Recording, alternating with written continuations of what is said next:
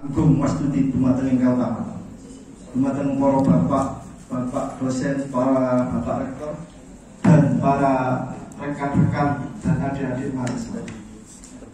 Perkenalkan dulu, nama saya Minto Asmoro sebagai pelaku Mojopat di daerah wilayah Kabupaten Pasuruan. Dan dengan Bapak Agus Subandrio, seorang sejarawan komunitas pecinta sejarah. Ini sudah kasih lagi Bapak Dewa Mega. Dan yang satu lagi, perkenalkan, saya namanya Erwin Gunuasmoro, seorang pelaku dalam. Jadi memang dalam hubungan ya, pelaku. Di sini sebelum kita mimiti atau kita mulai acara, seperti biasa kalau di paguyuban Mojopat kita berdoa, tapi berdoa kita memakai tembang bahasa Jawa. Jadi kan Gusti Allah menguasai atau segala bahasa gitu ya. Jadi kalau di Mojopat kita mimiti pakai tembang bahasa Jawa.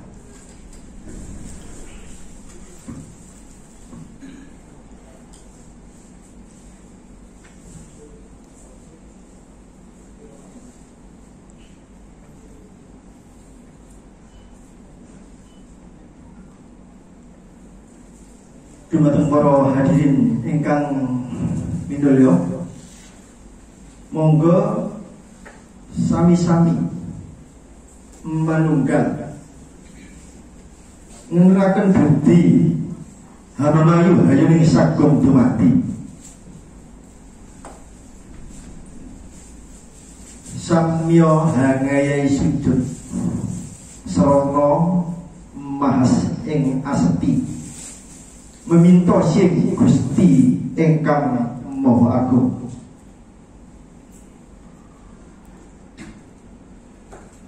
Santi sesanti hastuti konjo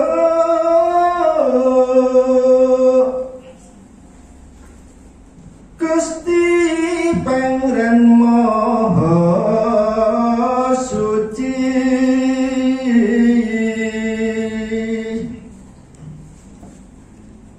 linuhurna asmanipun langgeng ing salami lami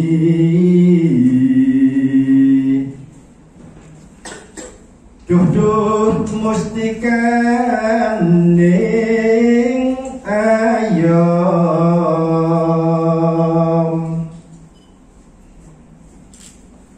mugi anggung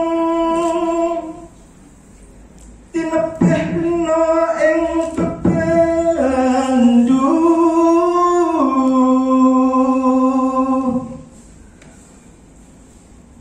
pangayun-ayuning tasih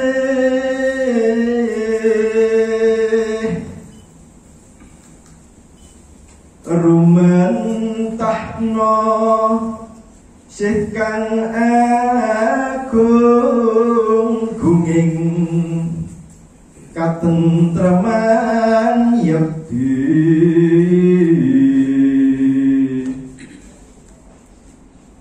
kabejan ingkang sayektos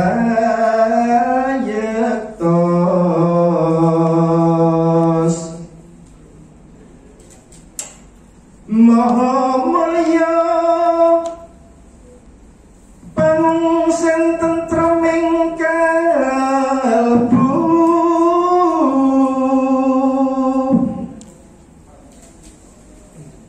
tueng sagung putih suci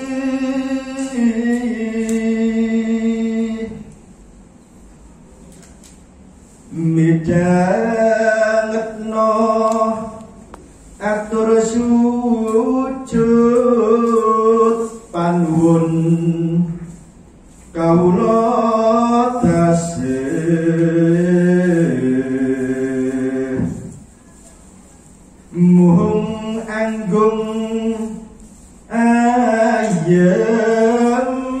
ayom. Wassalamualaikum warahmatullahi wabarakatuh. Rahayu sakum dumadi.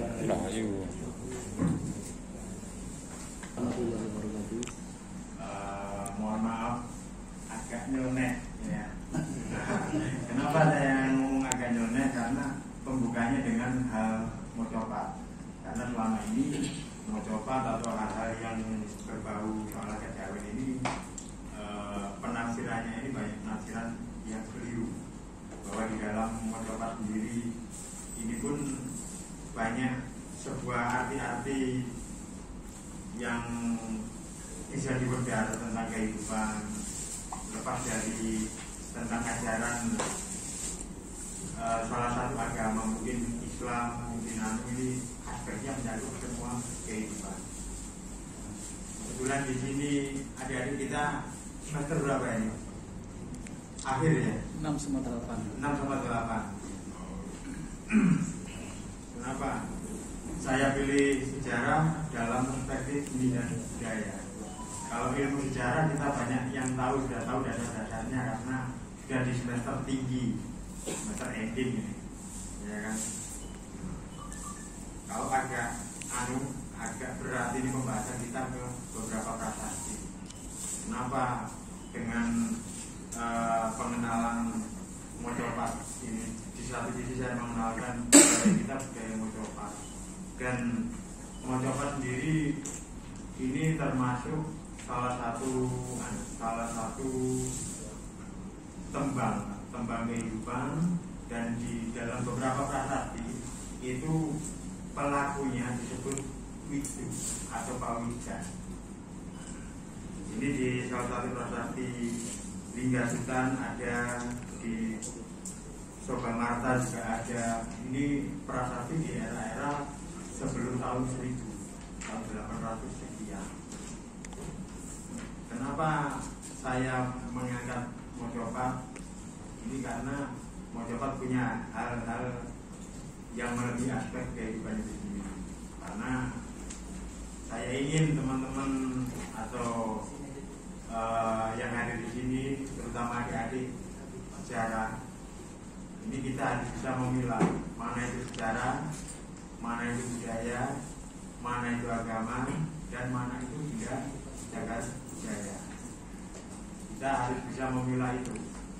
Kenapa saya seringkali ngomong ke beberapa acara saya soal ketika saya diundang sebagai narasumber, sejarah kita banyak yang diselewengkan, banyak literasi-literasi yang hanya referensi dari Belanda. Ketika ada penemuan baru, kita tidak berani nyangkal karena literasinya sudah atas nama N.J. Krum, sudah atas nama Brandes. Sedangkan kita ngomong sejarah, kitab-kitab yang ada untuk referensi-referensi, kalau itu sudah tercatat Belanda, kita seolah-olah sejarawan kita ini berhenti. Literasi kita mentok di literasi Belanda yang dikeluarkan oleh itu sudah berhenti. Ya. Ini saya coba mendongkrak adik-adik yang di sejarah ini, fakultas sejarah. Ini banyak yang serba keliru. Dalam artian keliru bukan karena literasinya itu tidak. Kita seolah-olah hanya mengamini saja, tidak bergerak sebagai sejarawan yang sebenarnya. Karena sejarawan yang sebenarnya bagi saya sendiri itu tidak hanya paham literasi, harus paham penjajakan budaya, harus paham tentang filosofi sebuah bangunan, filosofi sebuah keagamaan. Ini sebuah keutuhan. Jadi ada beberapa sejarawan kita yang fanatik. Dalam arti fanatik ketika mentok, ketika kita bicara tentang sejarah Islam, hanya sejarah Islam yang kita pelajari. Sejarah yang lain ini seolah-olah kita hanya berhenti. Padahal dalam sejarah itu, sejarah tidak hanya tentang sebuah masa lalu, tapi ada sesuatu yang tersembunyi, ada sesuatu yang kita pelajari untuk diadopsi dan dibawa ke masa mendatang. Ini sangat perlu saya sampaikan dengan tegas agar adik-adik saya yang di sejarah ini lebih berani dalam arti berliterasi dengan referensi-referensi, dengan bukti-bukti. Kita harus ada hal baru. Kalau kita hanya mengacu pada referensi dari Leiden, dari yang sudah Selamat Mulyana, ini kita hanya sejarah turunan dan tidak akan berkembang negara ini. Karena setiap harinya pun sampai hari ini saya juga mengukir sejarah. Kelas saya yang model seperti ini ya, tampang saya seperti ini, bisa duduk di Al-Dalwa. Ya kan, tidak mungkin ini bagi saya prestasi. Lainnya ketika saya mau masuk ke sini, kok bisa masuk ke sana? Tipenya jaringan seperti itu, vulgar tulisan sejarah. Terus pondok di sana seperti ini. Oh tidak, saya masuk atas nama sejarah dan saya ingin sekali membuka adik-adik. Jangan lihat tampang, tapi lihat skill di lapangan, lihat skill literasi. Ini kalau kita ngomong sejarah.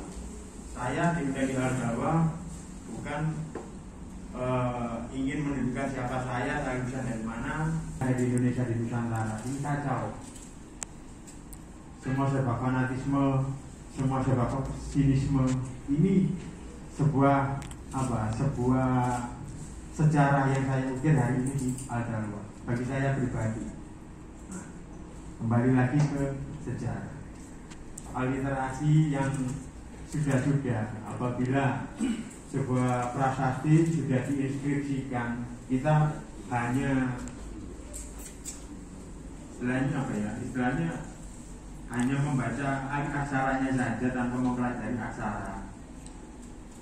Apakah benar yang sudah diaksarakan itu sesuai dengan aksara aslinya? Terus prasasti itu, ketika kita ngomong prasasti, apakah benar ini menyangkut tentang suatu bangunan? Permasalahan-permasalahan yang sifatnya sinis tentang keyakinan itu tidak. Tapi kita menjaga di sini namanya menjaga budaya. Wajib kita mengembalikan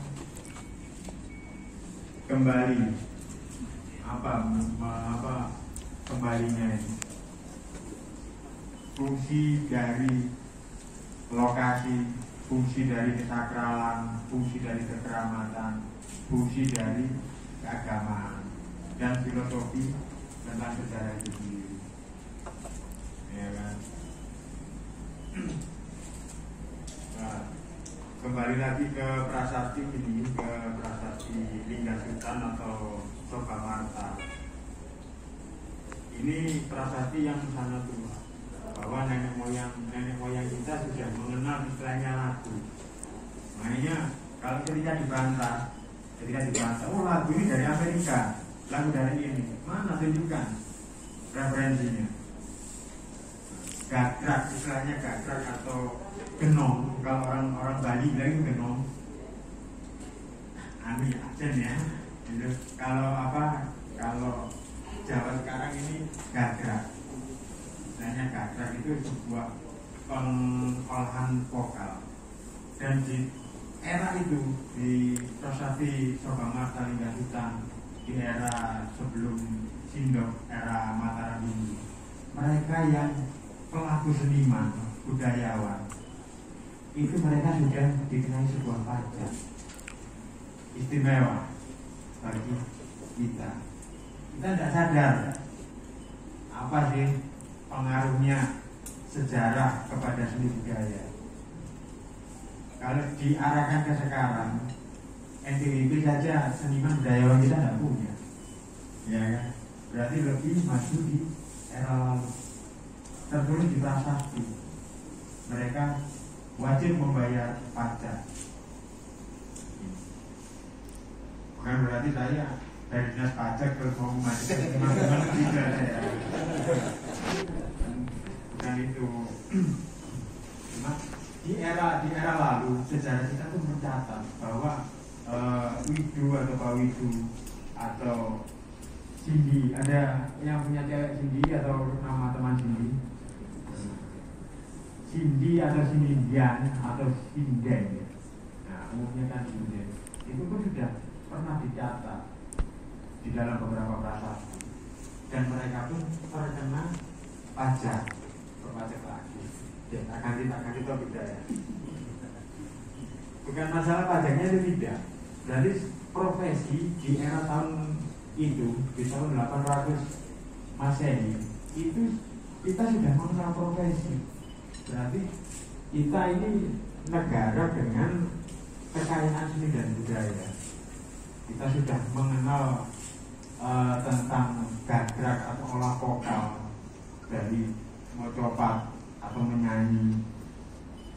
Ini kita sudah luar biasa di waktu itu.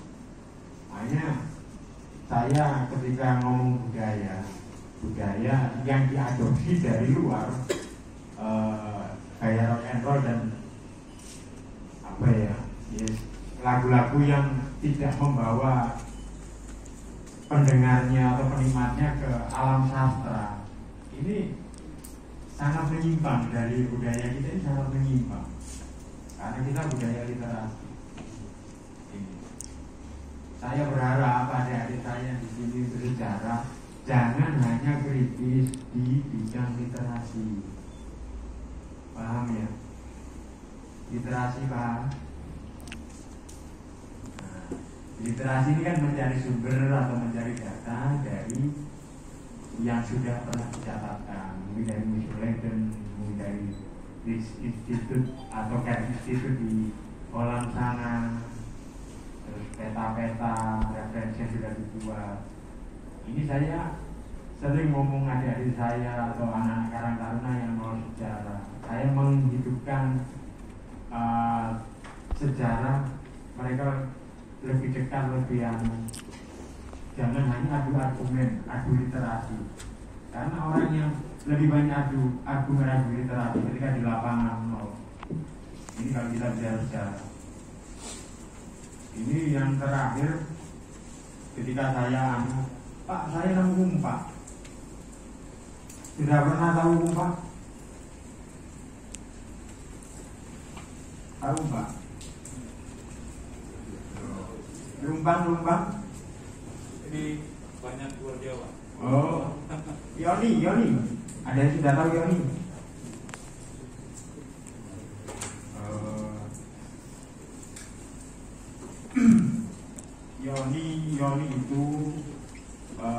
Yoni itu satu instrumen atau satu alat agama Hindu. Ya kan, ada liga, ada Yoni. Nah, kenapa saya mancing seperti itu?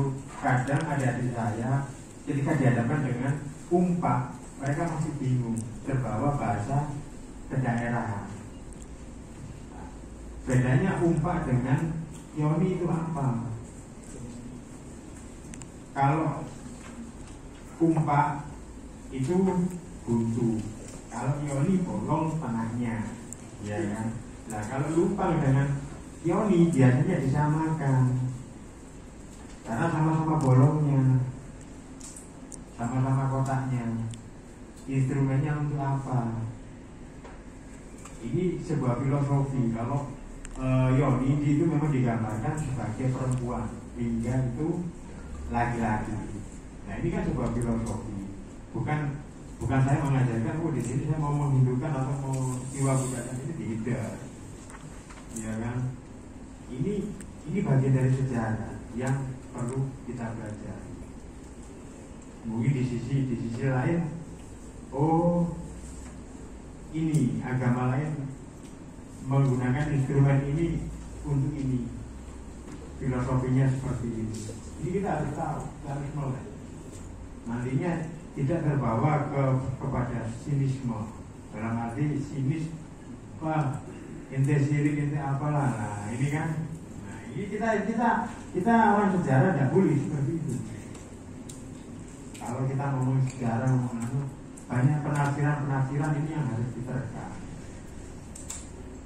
Literasi kita belum bisa membedakan mana itu Wahana ini prasastinya namanya prasasti adan-adan. Kenapa saya bilang menarik? Temuan candi yang di Kediri 2012 ya Mas. Iya. 2012 kita sempat ke sana. Itu berbeda sekali prasasti adan-adan yang dikeluarkan Majapahit dengan temuan candi yang baru dengan ornamen-ornamennya, tekstur bangunannya, cara ukirnya ini jauh sebelum Majapahit. Nah, di satu sisi teman-teman yang tidak seberapa gaya klasik istilahnya sejarawan Majapahitan. Enggak, ini kan prasasti Majapahit yang bernama Majapahit. Sudah pasti bangunannya bangunan Majapahit. Kalau melihat gaya ukir, kalau melihat temanya, cara menghadap bangunannya, ornamennya, ini berbeda sekali. Selisihnya pun sekitar 450 tahun. Zamannya Erlangga. Nah, prasasti adan-adan itu ketemunya 1300 sekian ya. Saya lupa tahunnya. Karena tadi saya itu terlalu fokus pembahasan tentang prasasti dengan cagar budayanya. Jadi itu lebih fokus ke situ saya. Terus ada nama Wahana. Bahkan kebetulan orang sejarah saya kasih tahu itu tertulis nama Wahana. Belum Gajah Mada. Ada nama Wahana. Selamat Waliana pun terpatahkan. Nah, maksud saya seperti itu. Jangan kita hanya terpaku pada referensi atau literasi yang tidak ada. Orang sejarah kalau hanya diam baca seperti ini, seperti yang saya tuliskan, sudah ilmunya cuma ini saja. Ketika di lapangan, ketika tidak akan tahu. Bahkan logo Wilwatikta sampai hari ini ngomong Wilwatikta, kalau ada logo Surya Wilwatikta atau Surya Majapahit, itu logonya Majapahit dong. Siapa yang ngomong? Referensi dari mana kamu? Aku. Ya. Ini kan saya nyoba sampai di mana sih? Karena Surya Wilwatikta itu dianggap Majapahit, kenapa namanya bukan negara Surya Wilwatikta? Kok Majapahit? Sedangkan di Desa Warnana atau negara Kertagama tertulis logonya Majapahit itu logo Wahana. Dan yang berlasem itu punya logo sendiri. Ada 14 bre yang tertulis di prasasti Waringin itu. 14 bre ini disebut Batara Sata Prabu atau sekarang itu Dewan Pertimbangan Agungnya Majapahit waktu itu. Kalau Wilwatikta, saya ngomong Universitas Nanggonang waktu itu saya diundang ke sana. Saya ngomong masalah sejarah. Kenapa Tuban Bumi Ronggolawe kok tidak Bumi Wilwatikta? Ini kan buminya Ronggolawe, Pak. Karena Ronggolawe memimpin di sini. Wah, cerdas gurumu, kalianmu. Bapak saya temukan nama dosen saya. Ya tidak apa-apa, kita duduk sama berdua di sini. Kita duduk literasi karena kita di universitas lagi secara sehat. Jadi bentuk-bentukan kita kan sesuai fakta. Kembali ke 14 bre Sata Prabu tadi, itu setiap wilayah Majapahit itu namanya Wilwatikta. Dan yang bertahan sampai hari ini Bupati Wilwatikta termasuk bapaknya Sunan Kalijogo itu katanya Bupati Ring Wilwatikta Tuban. Ya kan? Apakah hanya Tuban saja Wilwatikta? Lasem, Metahun, Pajang, Wengker, Ini milik kita semua. Ini jarang kalau saya ngomong, tidak pernah saya bocorkan ini di publik. Mahal kan ya? Iya betul, mahal. Kalau apa lihat Facebook saya itu di dalam FKM itu udah ada yang benar orang lihat itu. Uyan terus kayak. Ya memang seperti ini. Gitu. Karena hari-hari sudah sejarah kita jalan mengukur pakai penggarisan apa yang diberikan persis atau apa yang itu kan bumi Wirwatita itu memang tertulis di dalam catatan bahwa setiap Bandar Sata Prabu itu mempunyai wilayah kedudukan yang otonomi daerahnya bisa berdiri masing-masing dengan pembayaran pajak yang sekian. Itu ada di Prasasti Sekar. Prasasti Sekar itu ditemukan di Bojonegoro, di Gondor sama Kuting Brandes, sama Brandes, engineer-nya Belanda dibawa ke Malang. Jadi kacau. Ini prasasti tempra, prasasti tembaga. Makanya saya ngomong ke adik-adik saya ke urusan sejarah. Kalau kita berpacu pada prasasti, apalagi prasasti lempeng, belum tentu ditemukan prasastinya di situ, bangunannya sekarang dengan itu. Ini termasuk di Sri Gading kemarin ketika saya ke sana, lihat ekskavasi terakhir kan kemarin itu, semua mengarah Walandi. Ini mengacu ke prasasti Walandi. Walandi itu mengatakan bahwa ini tinggalannya Budindo, terus menghadap ke Bromo atau ke Sanghyang Bromo karena dekat dengan Bromo berdasarkan prasasti itu. Nah, kalau kita mau belajar sejarah yang utuh, secara ada filosofi, ada literasi, ini kita tidak akan terkecoh. Saya belum berani ngomong kalau Sri Gading dan di Sri Gading ketemu di Lawang itu era ini atau itu, saya belum berani ngomong. Yang pasti dalam penafsiran saya itu lebih tua dari Walandi yang diberikan Walandi itu terhadap Tinggalan atau era Budindo.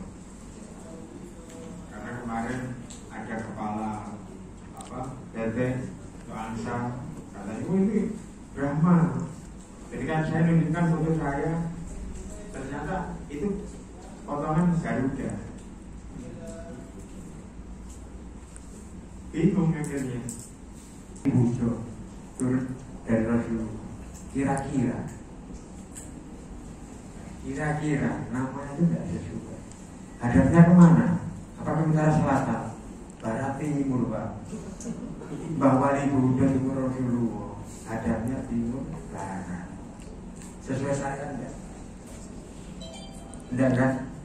Nah, mujurnya gak sesuai dengan syariat yang ditentukan Islam.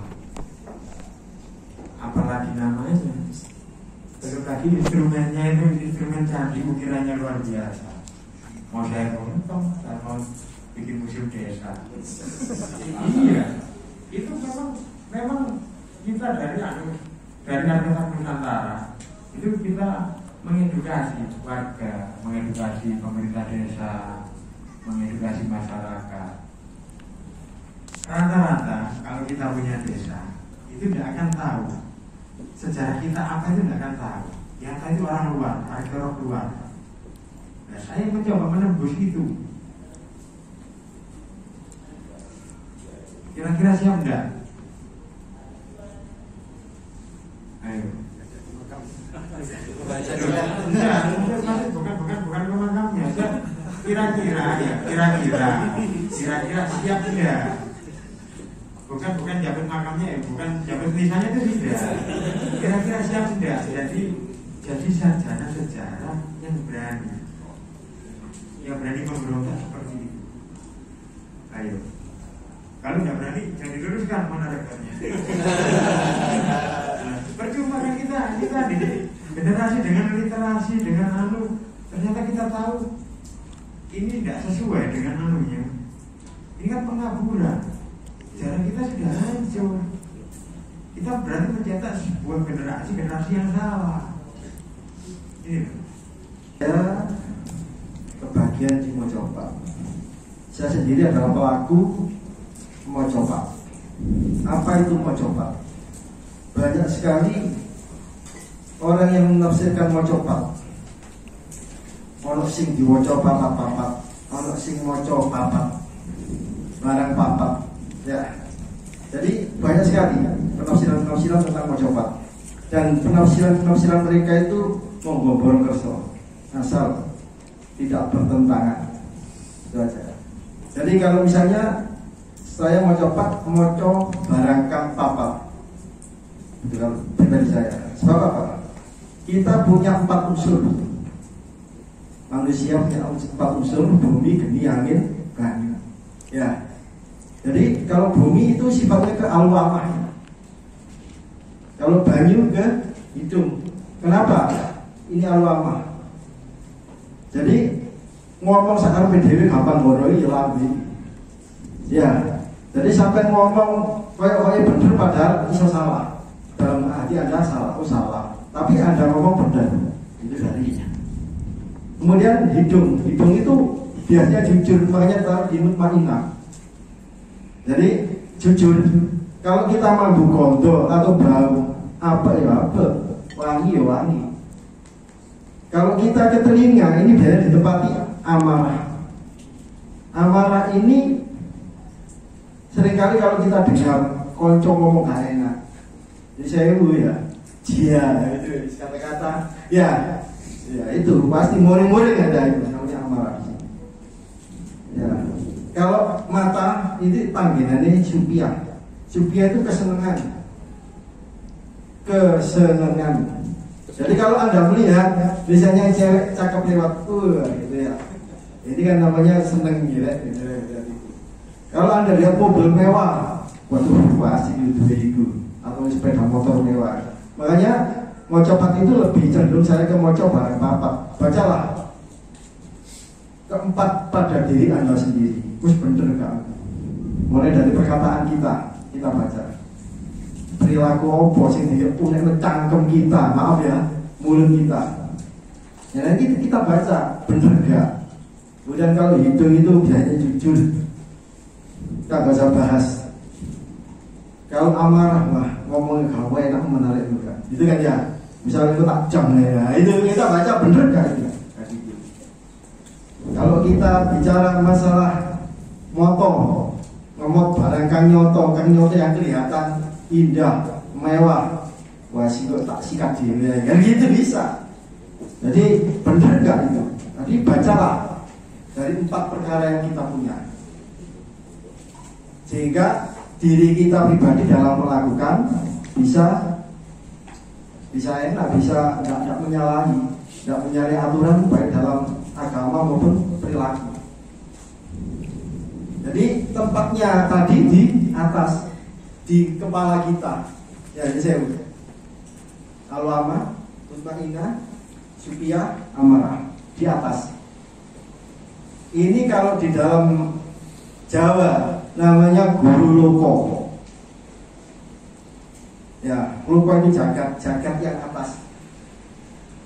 Kemudian kita ke bawah sini. Ini namanya ngendro loko.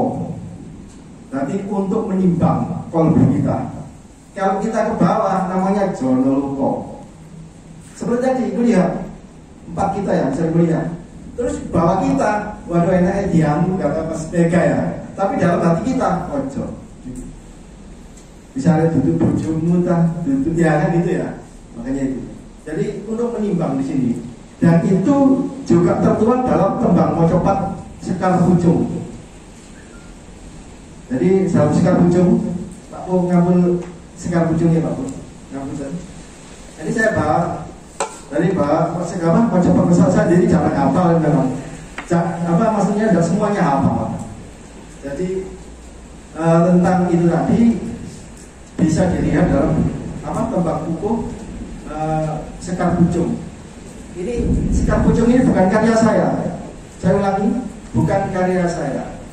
karya para wali-wali pendahulu kita. Ini bukan Indonesia saja. Jadi tentang tatanan-tatanan yang dikarang oleh para wali yang ditularkan kepada anak putu melalui Sekar Mojopat. Artinya pendidikan. Saya coba Sekar Pucung. Sekar Pucung ada ini.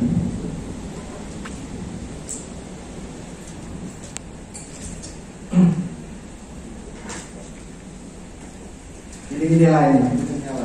Cuman itu ya bisa kelakone ganti laku. Nah, ini ada tahu enggak artinya? Jadi ya. Jadi ini ada kata-kata di Sekar Pucung yang notabene karya Parawan. Ilmu itu kelakone ganti laku. Jadi orang yang mencari ilmu, yang kepingin punya ilmu dan yang mencari ilmu itu kelakone bakal terlaksana bila dilakoni, bila dilaksanakan. Kalau belum bisa dilaksanakan namanya teori. Ya, jadi makanya ilmu itu kelakone kan laki. Terus di sini ada lakasi lawan kas supaya bisa cepat kas, bisa cepat mengerti tentang ilmu itu lagi. Tegese kas nyatosani Anda harus santoso. Santoso dalam hal ini Jawanya adalah bahasa istiqomah, kudu ajuk, kudu kuat. Jadi tanpa ajuk, tanpa kekuatan kita punya kekuatan ajuk santoso, tidak akan mungkin bila kita pelajari sambil lalu ilmu yang kita tekuni itu tidak akan terlaksana. Jadi lakase lawan kas, tegese kas nyatosani itu kuat, ajuk, santoso. Setyo budya pangekesi durangkara sehingga apa budi daya kita itu bisa pelajaran itu bisa ngekes itu menalengi atau mengerem, mengikat ya, mengikat durangkara. Dur itu penggawe Allah, angkara jelek ya. Jadi penggawe sing elek bisa kita apa ya, kita supaya tidak belakrak ke sana kemari gitu. Jadi supaya tidak terlaksana sifat-sifat singkat tadi kita harus menginstruk gitu, harus bisa ngekes. Kemudian ya ini ada gini angkorogung kemarin neng onggo anggung kumulung kegolongan niro triluka lekere kongsi yen ben umbar ambabar dadi rubedo. Ada yang tahu artinya? Angel artinya ya. Jadi angkorogung, sifat yang besar angkoronya, yang jeleknya gong itu besar. Neng onggo itu Anda sendiri, onggo itu badan. Di onggo anggung gemulung. Sebenarnya wis terus bergejolak. Ini anggung gemulung. Kegolongan niro, jadi golongannya ada 3. Kegolongannya triloko jagat. Ada di 3 jagat kita terjadi. Saya katakan Buruloko, Ngendroloko, Jonoloko. Kalau ini Buruloko kita yang jalan saja, maka kita akan terpaku kepada pemikiran, tidak akan menyerahkan sesuatu kepada orang lain. Kita akan medit, kita akan goroi wong tok.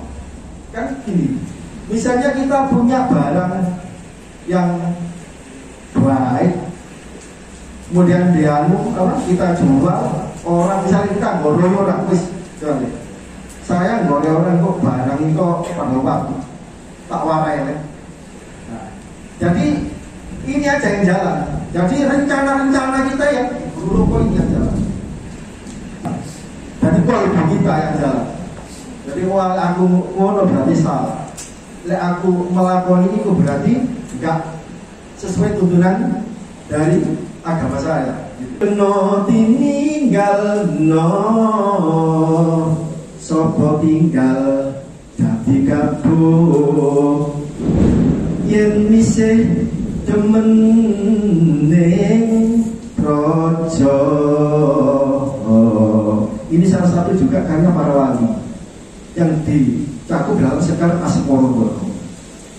Jadi wiwitono badan ini mulailah dari badan Anda sendiri.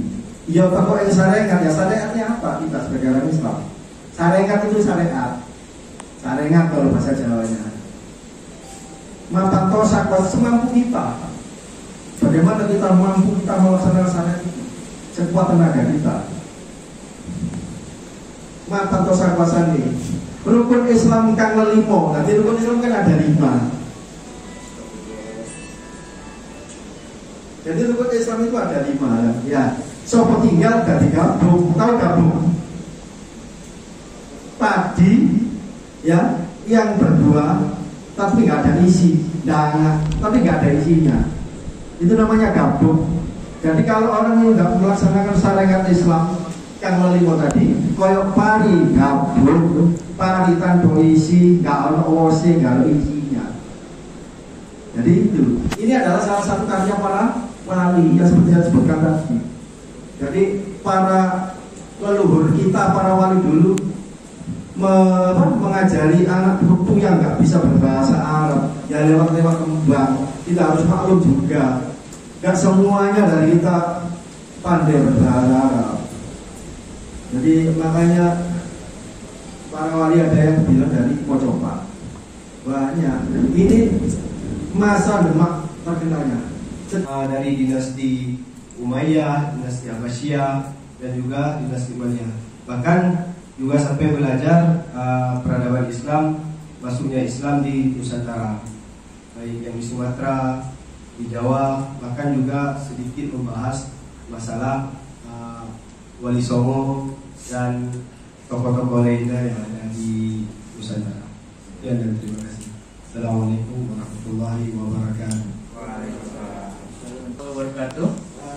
Waalaikumsalam warahmatullahi wabarakatuh. Sebelumnya saya minta maaf nih bertanya kepada untuk yang sebelumnya. Tadi sempat ada pertanyaan. Nama saya Aris Alkau, saya dari Depok. Ini tadi di penyampaian Antun tadi, karena ada sedikit yang ingin ditanyakan. Iya. Seperti contohnya, bagaimana cara kita kan ini di Indonesia ini banyak seperti tapak-tilas, makam-makam yang belum diketahui. Bagaimana cara kita mengetahui menelitinya itu? Ada ilmu tertentu kah atau ada cara tertentu kah?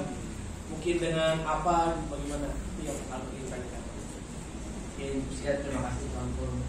Waalaikumsalam warahmatullahi wabarakatuh. Ada lagi?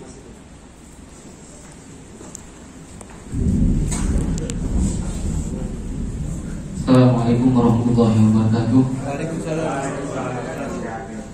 Yang saya muliakan Dewan Guru kami yang dari Loh maupun begitu juga para undangan, mobil khusus. Nama saya Muhammad Kurtubi Lombok. Terus terang, alhamdulillah kami sangat bersyukur di sini dan kesempatan. Pertama terkait dengan Macapat, ini puisi ya, puisi zaman dulu. Cuma lepas kita tanyakan di sini saja Macapat ini. Terus Kurang jelas, coba diulangi. Macapat itu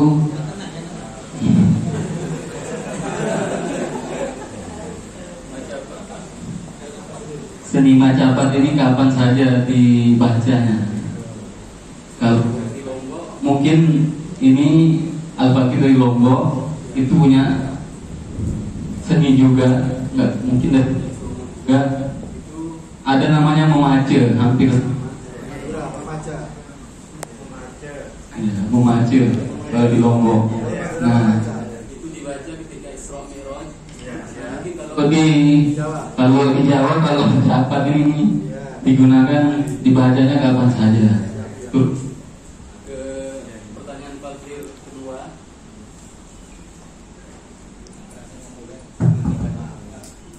Abuan Fakir kedua gugup sudah.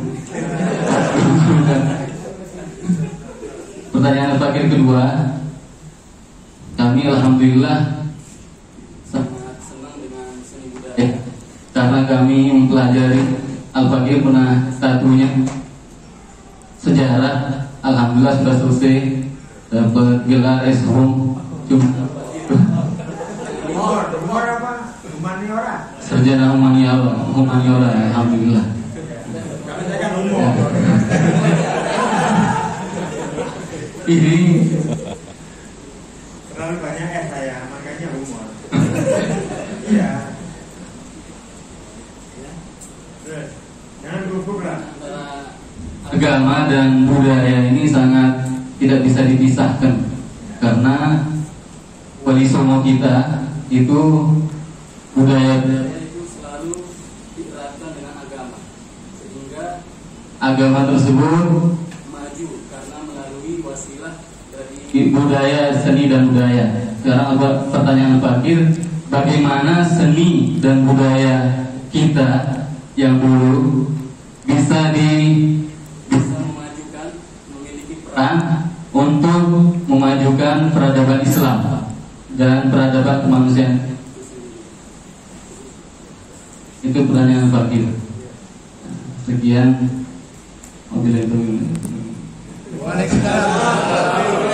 Saudara, Mas Angga dan teman-teman. Sebenarnya saya juga punya komunitas tersendiri yang fokus pada pelestarian sejarah dan budaya. Menyambung dari ucapan Mas Angga dan Bobo Minto,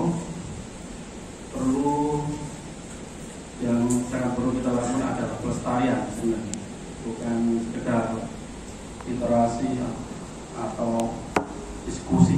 Yang penting adalah eksekusi di lapangan.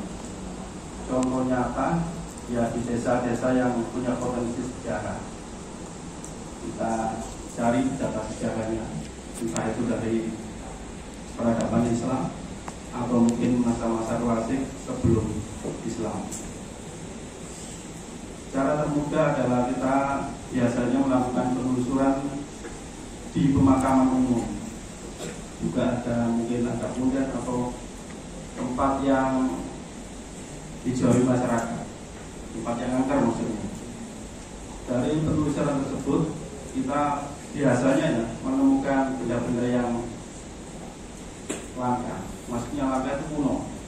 Misal contoh sederhana, kalau misalnya ngomong Yoni, hingga mungkin adik-adik dan yang di sini mungkin ya. Kalau saya biasanya hanya mencari bata kuno yang beda dengan bata sekarang. Itu yang pertama saya cari bersama teman-teman komunitas Daula dan yang lain-lain. Perbedaan bata sekarang dengan bata klasik, misalnya kalau kita ngomong Majapahit saja, bedanya jelas dari ukuran. Ukurannya biasanya lebih besar. Biasanya sebesar ini kalau Majapahit. Dari siapa? Dari bawah saya. Tebalnya kalau Majapahit biasanya tebal 6 cm sampai 7. Panjang lebar biasanya 30, lebarnya 20. Dan kekuatannya jelas beda dengan kalau sekarang. Ini hanya kalau kita berusaha ke lapangan, ada benda-benda itu yang biasanya kalau bata itu jadi nisan sekarang di makam-makam yang sudah lama itu, yang masih di desa-desa itu biasanya bata kuno itu dijadikan nisan kan? Itu ngirit mungkin zaman dulu orang-orang dulu, daripada beli nisan kan mahal mungkin ya. Ada bata kuno pas menggali makam, ada bata kuno ditancapkan dijadikan nisan. Nah, itu contoh mudah kalau kita melakukan penelusuran.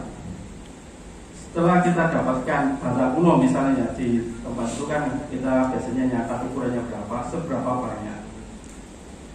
Terus baru kita beranjak ke artefak yang lain, misalnya pecahan tembikar, kalau istilahnya krewen, kalau misalnya pecahan buji, atau yang banyak itu berapa. Coba kadang-kadang kalau tempatnya ada biasanya nemu lingga, sayangnya lingganya jadi nisan. Itu ada di makam dusun keraton, biasanya keraton juga ada orang krian, masih menancap dan jadi nisan. Terus ada juga balok-balok andesit bangunan konstruksi candi yang bagian dalam itu dijadikan desa juga. Nah, dari penelusuran yang sederhana tadi kita bisa apa istilahnya itu mengasumsikan sementara dulu tak berapa tahun berapa di tempat yang sekarang makam itu pernah ada peradaban. Nah, peradaban itu apa? Itu nanti yang penting di situ ada apa? Bukti-bukti kalau masa lalu di situ ada, bukan goib ya, nyata. Dari situ kita biasanya langsung koordinasi ke Kasun, atau kalau memang sudah jodoh kita bisa ketemu kepala desa. Sekalian ngajak teman-teman yang sealiran, yang suka sejarah dan suka buang waktu mencari gitu. Setelah fix, kita kumpulkan benda-benda itu di salah satu sudut makam. Dan saya ceritakan yang di Kedung Bojo yang ditarik itu, kita sempat mau istilahnya dibisui Pak, dibisui sama kepala desa karena kita disangka mau menangkap orang yang memindahkan dorpel.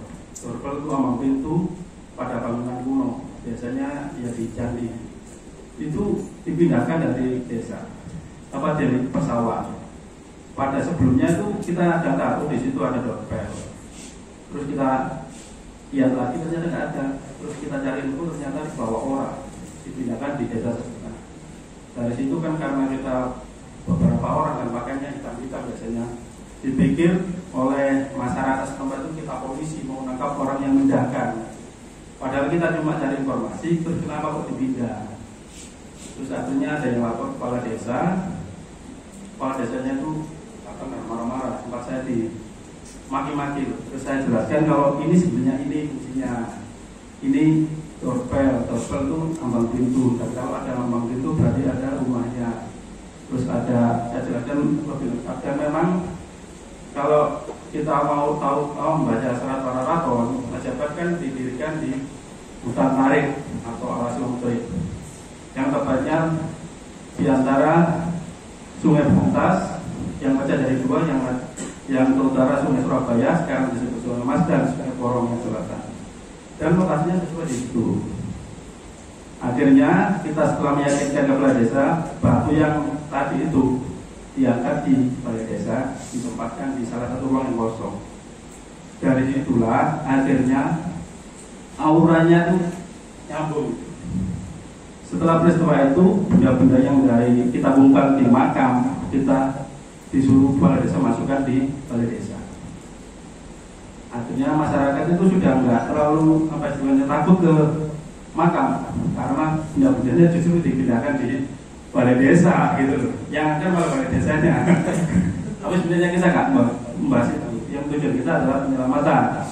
Karena di situ kan kita ngedukasi kalau benda-benda yang mereka nggak berguna, sebenarnya itu bangunan penting dari peradaban kita. Contoh umpa, ada ambang pintu dorpel, ada lumpa, terus pecah-pecah gerabah, uang koin, sama kalau ornamennya canggih seperti yang ada. Zaman dulu sudah ada kip itu cuma dari terakota. Juga kita teman-teman, bukan saya saja, banyak sebenarnya menemukan jala duara. Jala duara itu saluran air yang biasanya ada di Petirtan atau di Jati.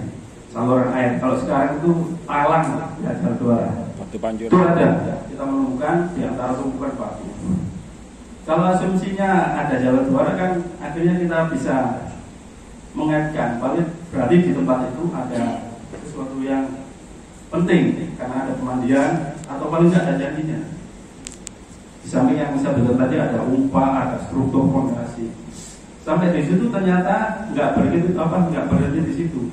Setelah benda-benda yang tadi itu dimasukkan, 2 bulan kemudian ada temuan struktur fondasi yang sempat heboh dan sempat teman-teman mau ditangkap sebenarnya sama polisi sama BPJB karena dituduh pengalian liar. Setelah proses, akhirnya BPJB datang dan seperti biasa sidak dan hasilnya memang nggak jauh dari dugaan kami, mereka juga menyatakan kalau itulah tempat Jihad Brawijaya menambahkan desa Majapahit, sama seperti dugaan kami juga. Cuma kenapa gerakan kami sebenarnya yang menyelamatkan itu sering disalahkan. Nah, dari situlah museum itu mulai terbentuk atas inisiatif Kala Desa dan tekanan dari komunitas yang sejenis dengan kami. Akhirnya gudang di bawah balai desa, di belakang balai desa itu diubah jadi museum. Ya, sekalipun memang di sana sini banyak kekurangan, tapi minimal benda-benda itu masih ada di desa setempat.